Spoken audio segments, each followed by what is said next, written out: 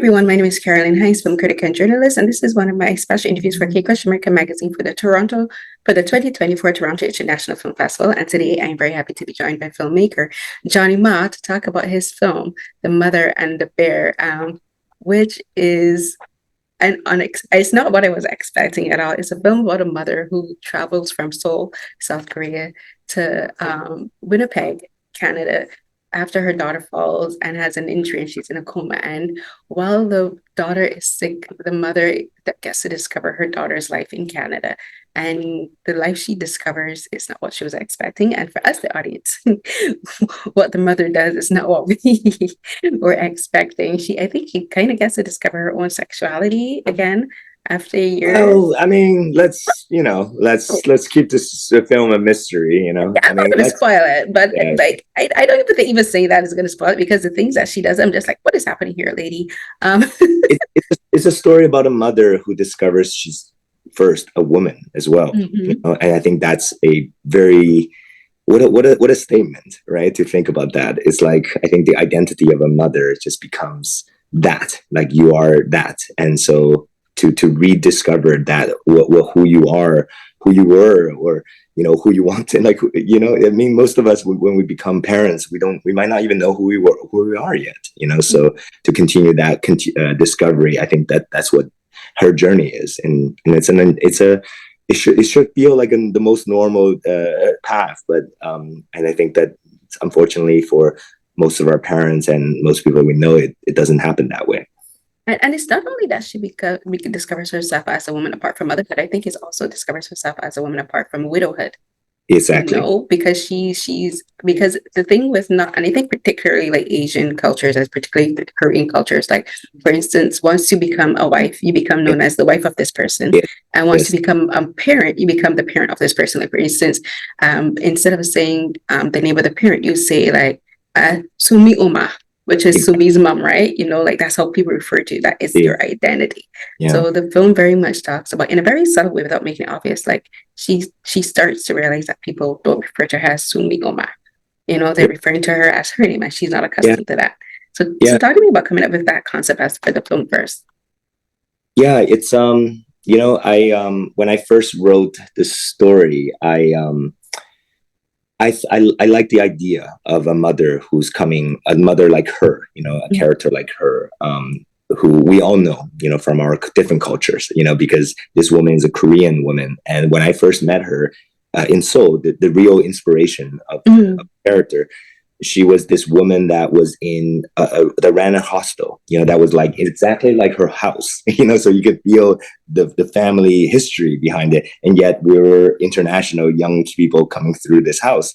And she would sit with us and ask us questions about how we meet our partners overseas, and so, it was really interesting because for me as a Chinese person, if she was Chinese, I would know exactly what she's talking about. But because she was just one culture removed, I wasn't sure, because I wanted to be respectful. I didn't want to. But to me, I just thought that having her coming to North America, because she did have this incident where her daughter had an accident in Cincinnati. That's where the original inspiration story told me.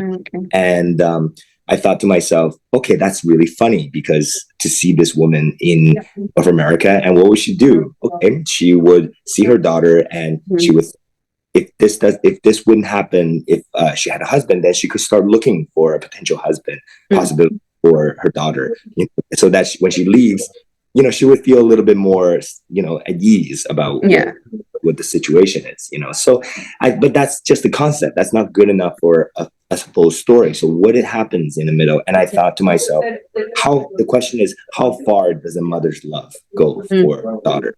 I think there's a scene, I won't describe it in detail, where she does something that is so risky, where she puts herself literally like in front in order to continue this dream of finding her daughter a partner. When I wrote that scene, I thought, this is something different. This is a story of a mother that becomes something. And at the time when I wrote that scene, I was so excited because I didn't know what the rest of the story was, and that's when that story has not been told very often. Yeah, because the thing is in this is not just in Asia, but globally. Like it's a very old time idea of a woman needs a husband, not only Yes. to protect her, but to Yes. somehow prevent things from happening. Like for instance, she like when so she finds out that Sumi's fallen and she's in a coma, her first reaction is to say, if she had had a husband, this wouldn't have happened. And my first reaction is like, there's no guarantee I having a man literally standing next to her is going to prevent her from falling. You know, like you could be in a car with your husband and get in a car accident. You Yeah. know, like you could get hit by a bus. Like Yeah. having a husband doesn't stop things from happening. No. For many women, the things that happen to them happens because of their husbands, you know, but like she doesn't consider that. Yeah, I mean, we're talking about a story of our older generation mothers, and I'm sure your mothers have ideas that you don't agree with, as well. Very So much. so this is that, and it's a safety net. It's something. It's just something to hold on to because we all need ideas to hold on to about ourselves, and we pass that on to our kids too. So her idea, I mean, to understand the story of this character, I really had to really understand what it is for, a Korean mother is probably, I don't want to make generalization, but more traditional than, the Chinese mother or even a Japanese mother. They're the most traditional of the cultures of the three, the East Asian. And so I had to really understand her story, and her story, yes, is that, I mean, her husband passed away 25 years, but she still talks to her husband like he's right there. She belongs to him, and so when I wrote this story, I mean, to be honest, it was actually I wrote the idea of the story came 7 years before, but, when the pandemic happened, I thought the world needs this energy, and then when I was in the process of sort of writing the story, something happened in my own family too, where my father passed away, and my mother, who is a recent widow, but also recently retired too, just like she needs to discover herself. And I thought to myself, I need to tell this story because it is her, in order to use cinema to show, not to tell, but show how to my mother, someone like my mother, how she could have a new lease on life. That's really the thing. Like since the pandemic, I think we all question why we do what we do, and I certainly question what is the point of cinema. What is the point of, and cinema has the capability to heal. It can be a medicine. Yes. And it is to tell the stories, and I think I think this is where I want to talk about the visual of how you visually tell the story, because the film has a very surrealistic feel to it, not magical realism, but a very surrealistic feel to it, and it feels very much almost like a fairy tale being told, like a folk tale coming to life. And folk tales are in every culture, but I find particularly like South Korean and Asian Japanese folk tales, they have this very much a very, like when I watch like films and dramas and stuff about these particular stories, they're very much landed in this kind of like real distance in the way the stories are told. You know what I mean? Like they're not really, a lot of them don't really speak to the people themselves. It speaks to like these entities. And like I had to actually look up because I was curious about the name of the film, because it's The Mother and the Bear. And I know in Korean culture, bears feature very significantly in their culture. And then but there's also the story of the lion, the tiger, and the bear, because like Korea's national animal is a tiger. And it made me think of what I was wondering, like the mother, she's symbolic of the tiger mom trope, but then I was thinking that the bear is what pushes her to change. The bear is the challenge. So talk to me about that, because I was wondering, like, because I kind of saw like that kind of like ties into the visual of the story. See, the symbolism of the bear, of the animals in these stories, when you talk about fairy tale, all of this is a design. There's a reason for everything in this film. It's not just I decided to do it like this. I looked into the idea of bears in Winnipeg, and also in, there's a lot of indigenous stories about bears in Canada. There's one that's called the mother, the woman who married the bear. It's incredible. And that's a story that's set around a fire. Think about it. It's what elders tell to the young hunters about this story. And the story essentially is about, hey, yes, we have to kill, we have to kill the animal, but respect, please. And in the function of that bear in these stories, they were kind of in some way an entity that to tell us about our own humanity, Out like that. And you mentioned the tiger and the bear in Korea. There's absolutely bears are very like I would even call Korean people after I tell you the story the bear tribe. They're a part of the bear tribe because there's an old story that's a bear and a tiger wanted both to be human beings, and the god told them, you go inside a cave and you eat garlic and mugwort for 100 days, and at the end of the 100 days you come out and you will be a human being. The tiger could not last and ran out of the cave. The bear stayed and the full 100 days, and when she came out of the cave, a person, a woman, the god was so impressed with the bear that he came down to earth also in the human being form and laid down with the woman, and they had their child, and that first child is essentially the first Korean individual. So it's a very, very beautiful story. And you talked about the fairy tales. I looked into many, many different cultures. In Chinese culture, we have a thing called Lang Lai La, which is the wolf mother, the wolf grandma. And of course, we have the Red Riding Hood, Little Saxon of the world. I think in every culture, there's this. And I look into why these stories are told. They're essentially bedtime stories for kids. But fairy tales have a darker meaning too. These stories were told to kids to say, don't go too far away from us because it's dangerous out there. So these are fairy tales. So I chose to write it in a fairy tale form in order to reflect and change that idea of the original story. So the first scene, where the girl meets the bear, it's in some way you could even say it's a imagination of the mother of how that potentially happened, because it's not a little surreal also. It is. And there was even points where I was thinking it's a lot of what we're seeing is Sunmi's dream, while she's unconscious. I was wondering, like, is this what she's dreaming? Because like if you're unconscious and if your mom comes to have to say your worst fear is your parents discovering things about you that you don't want them to know, right? So I kind of saw as her having this nightmare, like imagining her mom going through her stuff, touching all of her things, and she's like, "No, ma, don't do this." And so I kind of saw it as like what Sara, the mom, is doing, but then it's also like this is what Sunmi herself is picturing what her mom is doing, because you're just like, "Oh my gosh, please don't do this."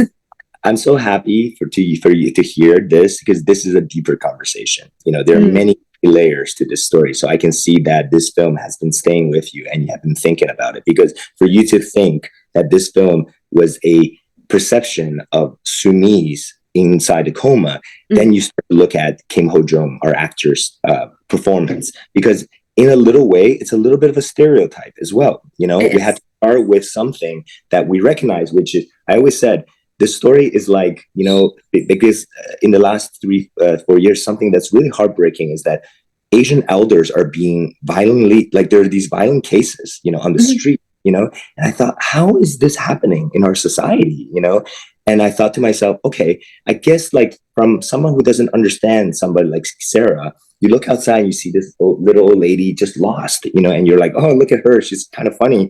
But like, my God, she's lost. like think about it from that point. So it's in the way, it's our perception, it's looking through our lens as somebody that's a little bit fish out of water. And then as you grow with her, you start to realize, no, she's a human being. It's a story of empathy, so it begins as Sunmi's perception of her mother and how she would be, but it's also all of our generation of somebody that's a different generation that we don't quite understand. Yeah, and the other thing about Sara is that not only is she kind of like a fish out of water because she's in a complete new environment, but she's also has this sense of naivete. Yes. Of like using again the fairy tale, like a little girl lost in the woods. Right. And a lot of that could be also, again, Sunmi's perception of her mother, thinking that her mom is naive because she's older and she's an old generation, and that she thinks she doesn't have any finesse, or any like self-assuredness. But then there's things that Sara does. Again, I'm not going to spoil it because it's like, what is happening? But then there's things that Sara does where you realize that she's lived, she's had a life. She was married. She had a daughter. She had a life before she got married.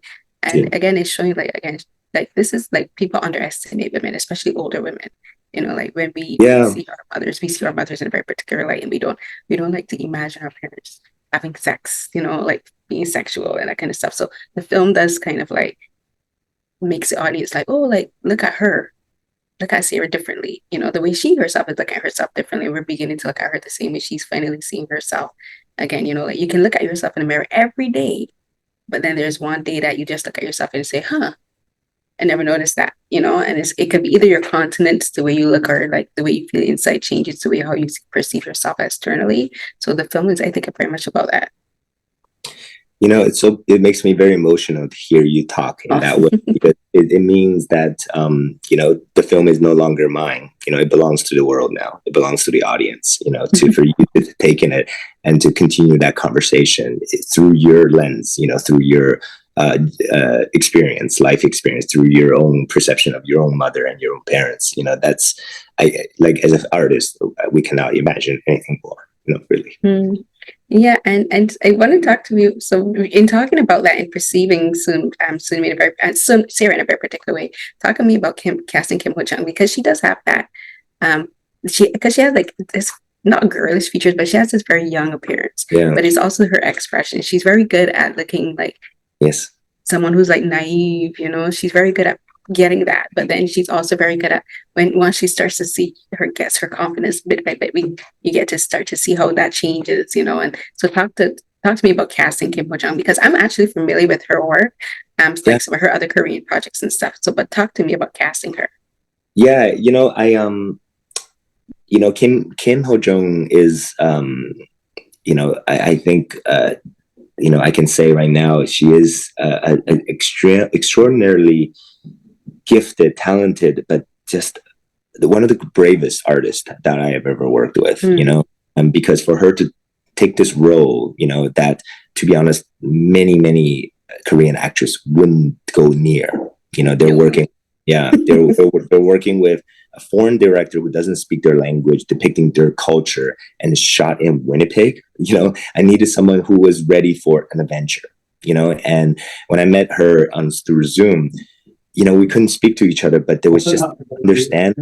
And I understood her, that she saw what was in the script, and she was trying to see, can she trust me? And that was actually what I was looking in her as well. I was just like, oh, I've seen your work. I know what you can do. But I just need to know, it's like, can I trust you with this character? And I trust you to go on this adventure with me. Are you, and I saw a film that she did when I was doing research for, about her, that because it's very difficult to watch like Korean things, somehow. And I was able to find sorry, is it loud? Can you hear that? No, it's fine. You're fine. Yeah, I was able to find this,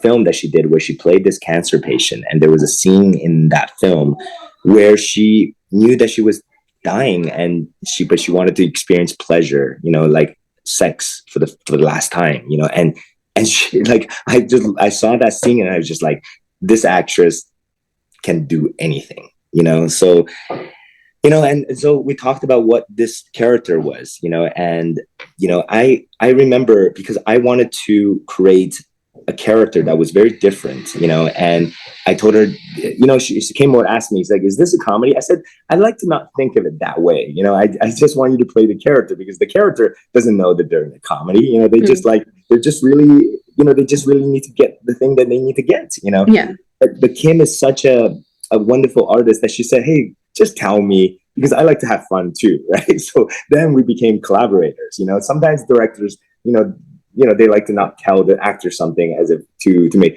And sometimes that works, but with Kim, it was a true collaboration, because I told her, I showed her a clip of the 1980s, 1990s Japanese slapstick comedy. And I said, look at that.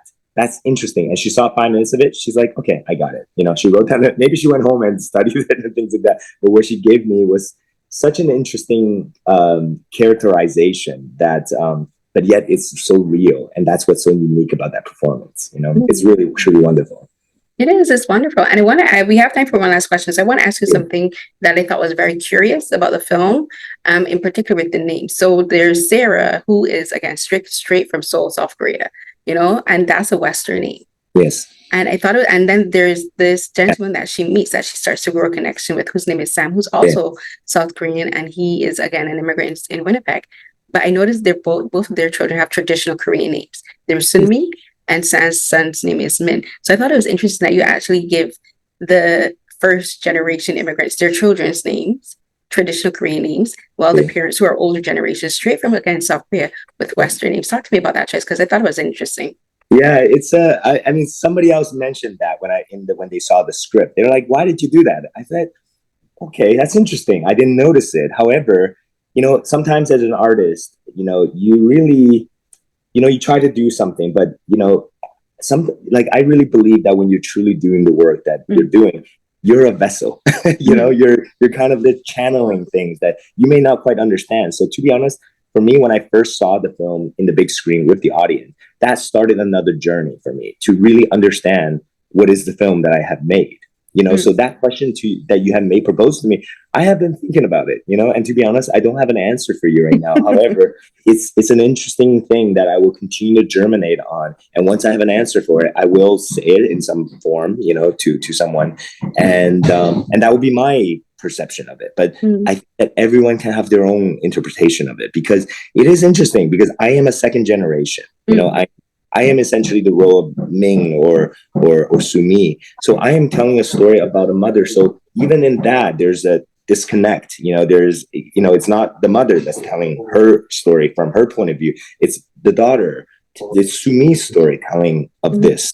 So it's using our lens, our language. So maybe in some way, because I'm just thinking, as our main characters, we need them to be as relatable to us as possible. And the other peripheral characters, they can be a little bit distant. So it might have to do simplicity of storytelling, just in that, just relatability to bring the mother and the father closer, and then to push the daughter and the son, who usually is us, just a little bit further apart, for us, so that we can identify with Sara and Sam more than anybody else.